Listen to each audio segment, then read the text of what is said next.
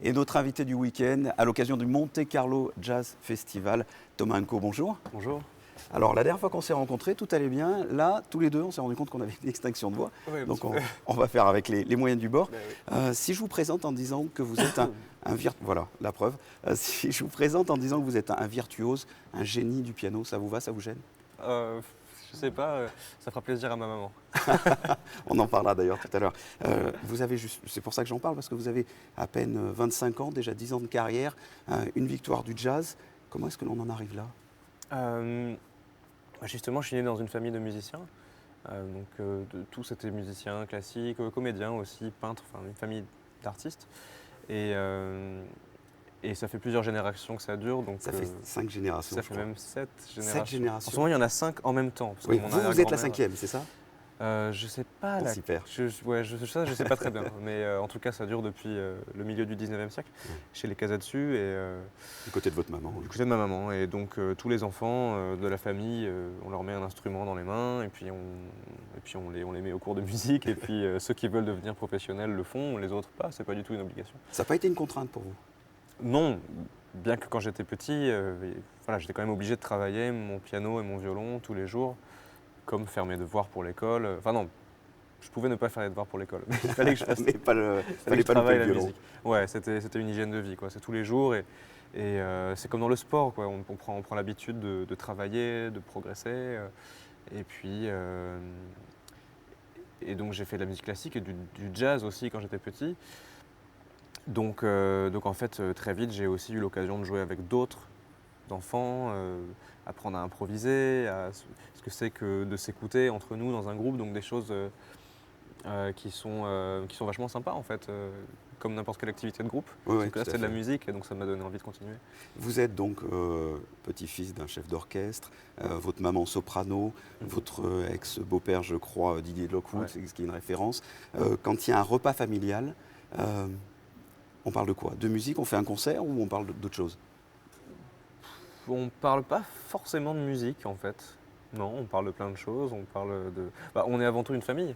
Ouais. Et en fait, on a beaucoup fait de musique ensemble, en famille aussi, notamment sur scène, dans des spectacles, dans des concerts.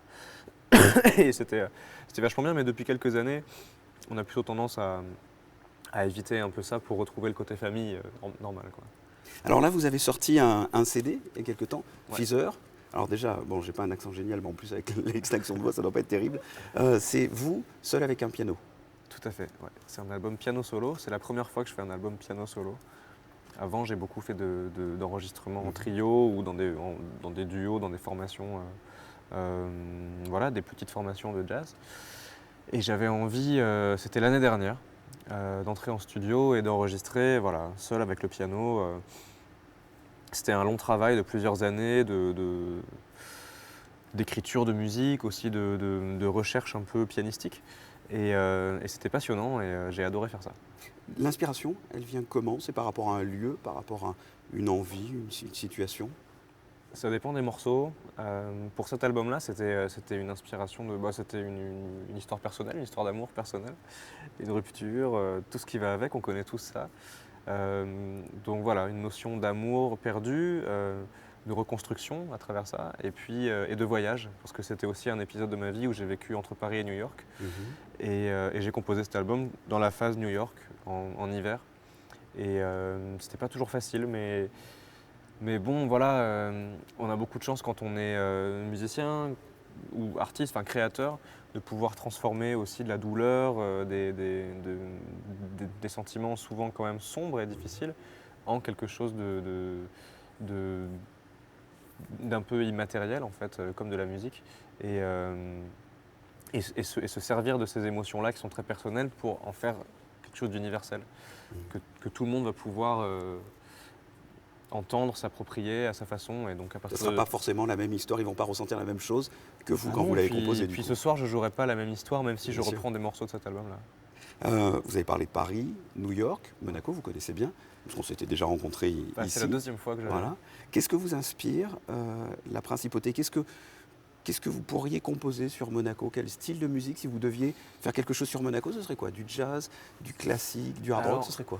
En fait, c'est marrant parce que pour moi, Monte Carlo, ça m'évoquait quelque chose de complètement fantastique parce que depuis que je suis petit, j'entends ma mère, Caroline Casatsu, chanter La Dame de Monte Carlo de Francis Poulenc. D'accord. Et j'adorais cet air qui évoque une femme qui, en fait c'est dramatique, à la fin elle devient folle et puis elle va se jeter dans la mer. Mais bon, elle chantait ça avec beaucoup de fougue, c'est la très très belle musique et ça s'appelle La Dame de Monte Carlo. Et elle parle du casino, elle parle, mais bon, c'est au début du XXe siècle. Et donc voilà, la première fois que je suis venu à Monte Carlo il y a 2 mois, j'avais hâte de voir ce que c'était, bah, évidemment. C'était pour nous d'ailleurs. C'était pour vous, Oui. ouais, tout à fait. Donc voilà, si je devais écrire sur Monte Carlo, il faudrait déjà que j'arrive à me défaire de la musique de Poulenc. Et oui. Et puis après, j'essaierai sûrement de faire quelque chose qui m'inspire mon présent à Monte Carlo, donc ce que j'ai vécu il y a 2 mois avec plein d'autres musiciens de jazz français qui sont formidables et on a vraiment fait la fête, c'était hyper sympa. Donc l'album Feather, quels sont les projets? Tourner un autre album en groupe, seul?